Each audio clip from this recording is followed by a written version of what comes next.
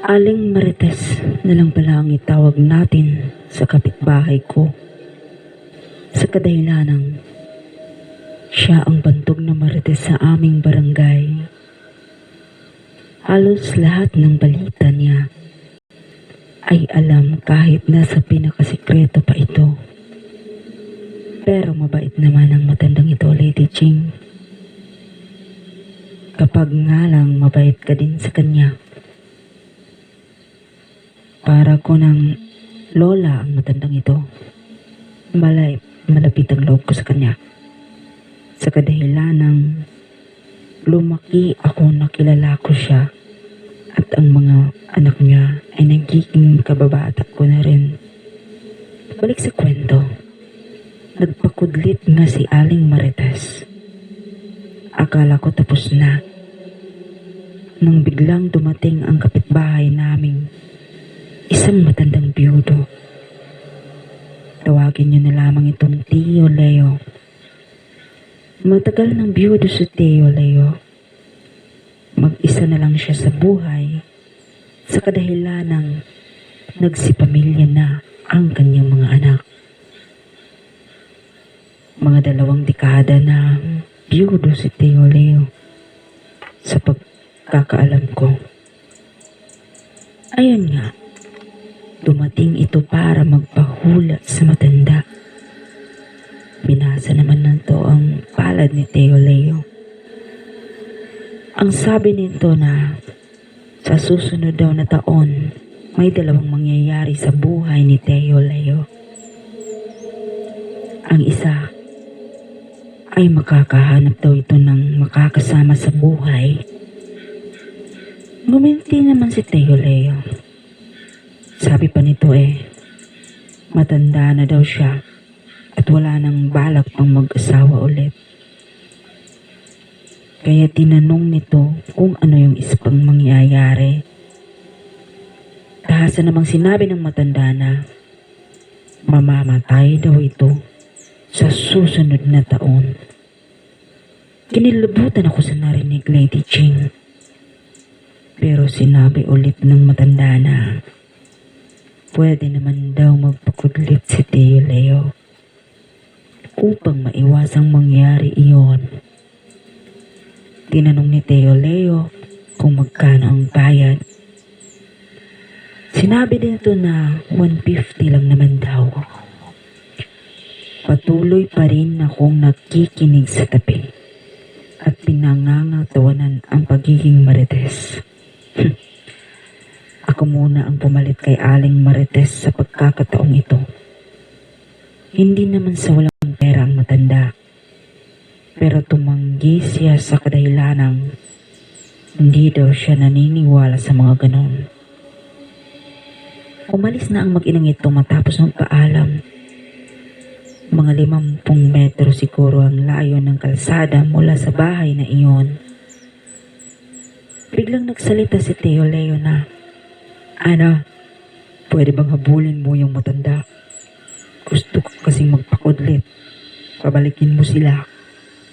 Ani Tio Leo. Sa pagkakataong yun, ay kinuha ko ang aking bisikleta. May mountain bike ako. Kaya ako ang naisipan nilang humabol dito. Mga 2 minuto pa lang iyon nang makaalis ang matanda at anak nito. Pagkarating ko sa kalsada, ay wala na akong nakita. Wala namang dumaan na sasakyan.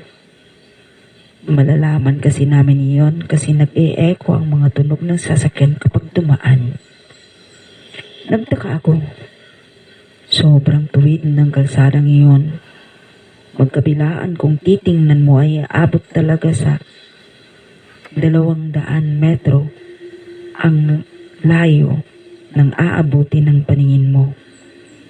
Pero wala talaga, Lady Ching. Wala akong makita kahit isang tao.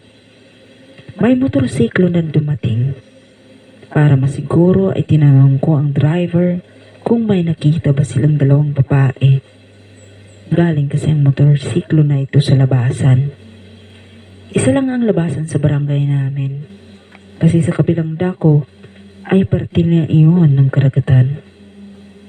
Sabi ng driver, wala naman daw siyang nakita o nakasalubong na sasakyan kung saan pwedeng sumakay ang dalawa. Naglahon na lang talaga ang mga ito nang biglaan. Umuwi ako ng bigo nang hinayang naman si Teo Leo. Sana daw ay nagpagudlit na lang siya kanina. So, dahil sa pagkamarites ko din konti, pumunta ako sa bahay ng aking lolo. Ay kwento ko ang nangyari. Nagtaka ako kasi nagalit talaga si lolo. Sabi pa niya, kung alam niya daw, ay hahabulin niya ang mga ito ng itak. Sa kadahilanang, ang mga ito daw ay aswang. Ang lolo kong ito ay nasa 83 taong gulang na ang edad. Maliksi pa at malakas. Pumupunta pa nga ito sa sayawan at hataw pa kung sumayaw. Ayun na nga, dumaan ang mga ilang buwan hanggang sa nagpalit ng taon. Sa unang buwan ng taon na iyon, maniwala kayo't sa hindi, namatay si Tio Leo. Biglaan iyon. Naisugod pa sa ospital, pero doon na ito binawiin ng buhay. Nalungkot kami noon. Sa panahon iyon ay hindi ko na lang naaalala ang nagdaan. Lumipas ang ilang buwan ay doon pa bumalik sa isip ko ang tungkol sa hula ng matanda tungkol kay Teo Leo. Balik sa nakaraan. Nung gabing nangyari ang pagbebenta ng mga dayong iyon sa aming lugar. 3 gabi na palaging may aswang na dumadaan sa bahay ko. Kinuwento ko iyon sa mga kapatid ko. Sinabi nila na ba't daw kasi nangako ako sa mga iyon na bibili ako pag makabalik sila. Binabalik-balikan daw ako. Naglagay ako ng mga bawang sa lahat ng sulok ng bahay ko. Lalong-lalo na sa mga bintana. Natakot ako eh. Hindi man ako masyadong naniniwala na kaya ng bawang na itaboy ang mga aswang, ay ginawa ko na lang. May iba pa akong ipinagtataka sa mga dayuhan na iyon, Lady Ching. Di ba sabi nila, galing pa silang Visayas. Pero bakit naman sa layo ng kanilang nilakbay, ay wala man lamang silang dalang kahit na ano na gamit. Maliit lang na bag na kasya lang ang mga garapon na paninda. Sa inuha ko, siguradong lumipad ang mga iyon para lang makarating sa aming lugar. Ganon din siguro ang nangyari nung habulin ko sila sa kalsada nang biglaan silang nawala. Siguro, lumipad din ang mga iyon, kaya naglaho na lang bigla-bigla. Tinuruan ko naman ang mga iyon ng daan kung saan papunta sa barangay na tutunguhin nila. Kasi sabi nila hindi daw nila alam kung saan daw iyon papunta. Kaya naawa naman ako at tinuro ko kung saan ang daanan at ilang barangay pa ang madadaanan nila bago makarating sa lugar na iyon.